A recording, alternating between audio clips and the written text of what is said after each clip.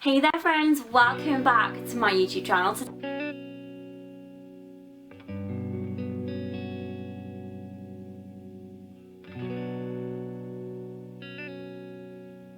Everyone, welcome back to my YouTube channel. I hope you're having a really great day. Today I'm coming back to you with my normal monthly WWE pay-per-view predictions video, and for August it is of course for SummerSlam. As always, I'm going to talk through the cards and talk through my predictions for who I think is going to win, who I think is going to lose, what I think this is going to mean for the rest of the year, all that good stuff. So please let me know in the comments as well what you're thinking, who you think is going to win, who you think is going to lose, what you think is going to happen. Let me know. I'm going to get straight into it with the big match on the card, which is Brock Lesnar versus Seth Rollins for the Universal Championship.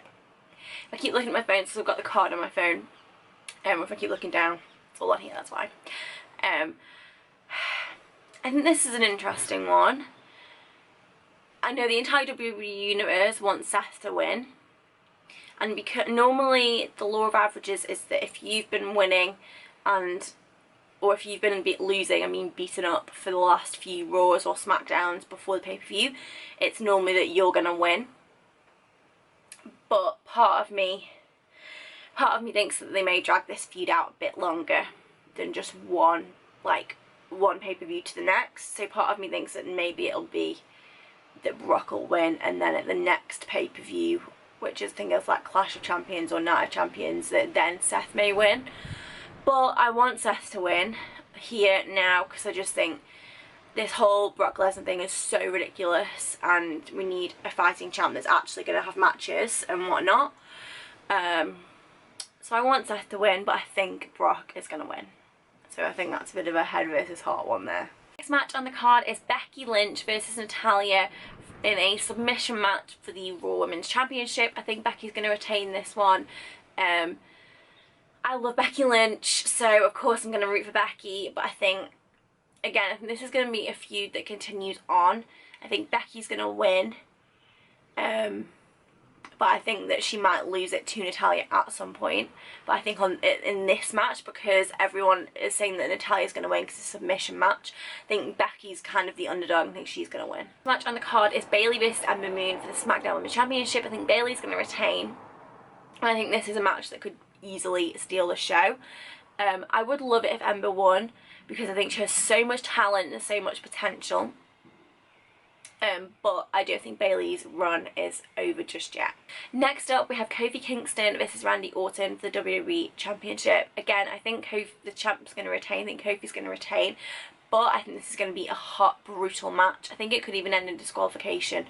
Or Kofi will win and then Randy will just like kick the living daylights out of him.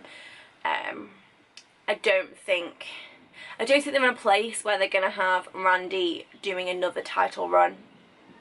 I just don't think we're there yet. I think they've been getting so much backlash for bringing back so many nostalgia people, that doing another one with Randy Orton, especially when there's so much amazing young talent, isn't necessarily the right thing. But this is WWE, so it wouldn't surprise me if they did it anyway. This match on the card is probably one of the ones that I'm the most excited about, and that is Finn Balor versus Bray Wyatt in a singles match. Bray Wyatt has not been in the ring for a really long time. I always loved Bray Wyatt, and I always loved Finn Balor. I think Wyatt is going to win. Bray Wyatt the Fiend is going to win, but I think this is going to lead into a long-running feud between Finn and Bray, and it's going to bring out the Demon King, and then there's going to be a Demon King versus feud match at some point down the line, which I think will be absolutely show-stopping. It's not going to be at SummerSlam, but I think it'll be a few pay-per-views down the road at least, but I think that's what this match is like going to be the catalyst for, which is super exciting, or hopefully that's what I want it to be the catalyst for anyway. Next match on the card is one that again I think could be super exciting, and that's AJ Styles versus Ricochet for the United States Championship. I think AJ is going to retain just because he's got the club on side, and it's basically going to turn into a 3-on-1 match. But I think it is going to be amazing having Ricochet versus AJ Styles, because they're just two. AJ has been sort of a legend in wrestling, one of the best of his era for a really long time. I think Ricochet is kind of going to become that. He's sort of AJ Styles 10 years ago, but a bit skinnier, basically. But I think AJ is going to retain just because he's got the club on side, but this could lead into a bit of a maybe Ricochet pulling out some sort of friends from somewhere, maybe bringing up a couple of NXT guys as backup. Either they'll come in at the end of the match to help, or they'll come up at some point, but I think that could be an interesting catalyst for a few more of the NXT superstars to kind of make their way up to main roster. And then the next two matches on the card are two which I think are completely unnecessary. As I kind of referenced earlier, so at the moment WWE are doing a lot of like nostalgia matches where they're bringing back sort of Hall of Famers and legends. In my opinion, very unnecessarily, because we already have so many incredible athletes on the roster that a lot of them just do not get the love they deserve. So the first of those matches is Goldberg versus Dolph Ziggler. This is extraordinarily unexpected because it was kind of, everyone thought it was going to be The Miz, and then it might have been Shawn Michaels, but it's Goldberg. You know what, I'm really not sure where they're going to go with this. Part of me wants Ziggler to win just to get this whole like thing out of the way, but I think Goldberg is going to win, but I just then don't know where they're going to go with that.